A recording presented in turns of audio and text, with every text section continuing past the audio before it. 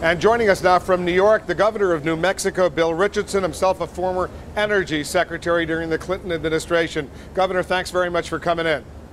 Nice to be with you, Will. The president now supporting John McCain, saying that you got to lift the ban on offshore drilling. Given the crisis that's going on in the country right now, $4, some places closer to $5 for a gallon of gas. I know you've said that would take some 10 years for it to have an impact. Some suggest maybe it could have an impact as quickly as 5 years, but you got to get started sometime, don't you? No, it's a very bad idea. First of all, it'll take 30 years before it affects gas prices, lowering them. And it's going to take those 10 years to start the drilling. The president is addicted once again to drilling as a solution. The answer is a long-term policy that deals with substantial policies that promote conservation, fuel efficiency in vehicles, an emphasis on renewable energy. This own president just last week worked with the oil companies to defeat in the U.S. Senate a provision that gives an investment tax credit to continue for renewable and solar energy.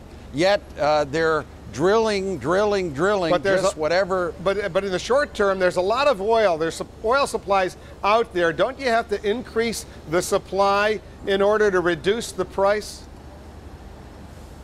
I don't mind drilling in an environmentally sustainable way in states like New Mexico, the West, in continental United States. That's fine. Why don't we do that? Why do we have to go to fragile ecosystems, the coast of Florida, the coast of California, with no measurable impact? But the main point is that our continued addiction to petroleum. Why not develop new sources of energy? Push for renewable technology. Find ways to have transportation systems that we have more light and commuter rail. Find ways that the American people deal with appliances much more energy efficient way. What about nuclear? What about nuclear power? McCain and President Bush, they said build more nuclear plants. Obama seems to be open to that idea. What about you?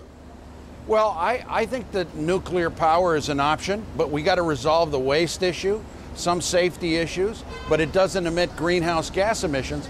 The problem, Wolf, is our energy policy pushed by this administration dramatically favors coal, oil, and nuclear at the expense of solar, wind, biomass, biodiesel, biofuels, which I believe are the energy technologies of the future that are going to lead us away from a dependence on fossil fuels. Reducing global climate change, I think, is a sensible, not just environmental policy, but national security policy. Looking back on your years as the energy secretary back in the 90s, what should you have done differently that might have helped avert this current crisis?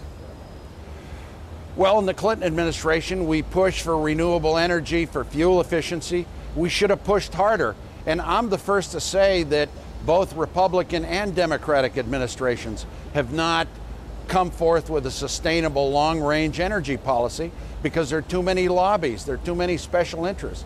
We also have to say to the American people that we may need to sacrifice a little bit in terms of our appliances and the way we live and the way we work and how we transport ourselves. We're not doing that. We should have a dramatic emphasis on green buildings and green jobs and energy efficient technologies. And I think the future is in renewable, but all we seem to do is want to drill more, whatever the energy and oil companies want, and that's not good energy policy. Let's make the turn to national security right now. You're in New York. The former mayor there, Rudy Giuliani, today accused Barack Obama of having what he called a pre-9/11 mentality. He sees these terrorists like Osama bin Laden out there as a criminal justice issue as opposed to fighting the war on terror. That's the charge Giuliani and McCain supporters make. You want to respond to that?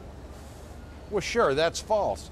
Senator Obama has a very strong policy against terrorism that deals with improving port security, homeland security, not at the way this administration has done that has cut homeland security, but also recognizing that the way we rebuild our alliances around the world is a safe and orderly withdrawal from Iraq that has made us today less safe, this policy.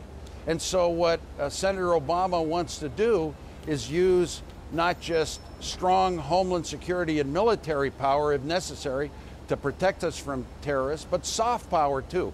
Diplomacy, negotiation. But what about what about if you pick up Al-Qaeda suspects? Should they be given the rights of American citizens, allowed to get due process in a criminal justice system, or should there be special rules, which is what the Bush administration wants for what they call enemy combatants?